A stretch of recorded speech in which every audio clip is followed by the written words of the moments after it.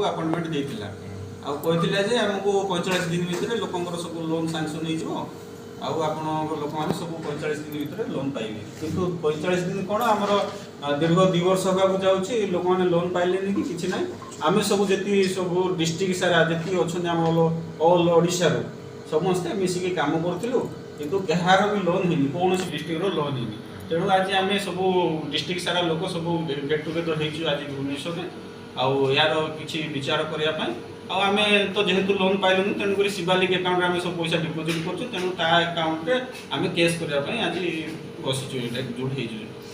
पैसा डिपोजिट करने निर्देश था आज्ञा आमको लिखित आसाला जे अकाउंट आपण मैंने डिपोजिट करूँ आपंकर 45 डेज लोन सांक्शन निर्देश आमर ये हेड अच्छा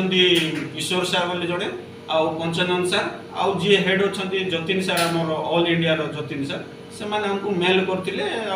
मेल माध्यम हमको देते तेणु आम से अकाउंट डिपोजिट कर आज्ञा आज्ञा सब प्रूफ आम रखीचु देखु ना यहाँ देखो आमर अपॉइंटमेंट लेटर एमती आसाला शिवालिक तरफ आमको प्रूफ देते जे अकाउंट यहाँ हूँ मेल आईडीटा ये मेल रे आपण मैंने मेल करेंगे बोली आम जो डिपोजिट करूँ देखो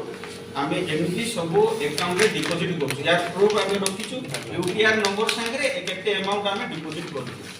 एमती कि प्रत्येक डिस्ट्रिक्ट सब डिपोजिट कर मोर कंधमाल डिस्ट्रिक्ट रु प्राय 12 ରୁ 13 लाख टका डिपोजिट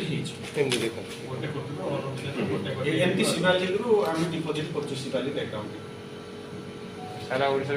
सारा ओडिशा रु निहाती 1 कोटी रु अधिक होइथिबो बोले आम आशा करूँ बर्तमान एक्जाक्टली आसीनी रिपोर्ट किंतु बहुत पैसा जाइथि बोले आम चिंता करूँ बर्तमान आपन अभियोग कोन अभियोग जे आम लोकंगर लोन मिलू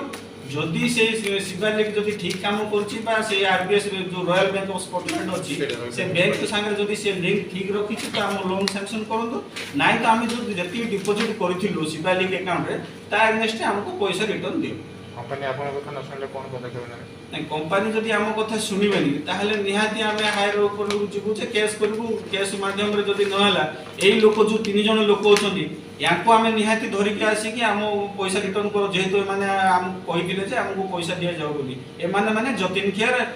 किशोर भुई आ पंचानन दास सर हजार हजार लोक भी जड़ित अछन बहुत आंदोलन करियो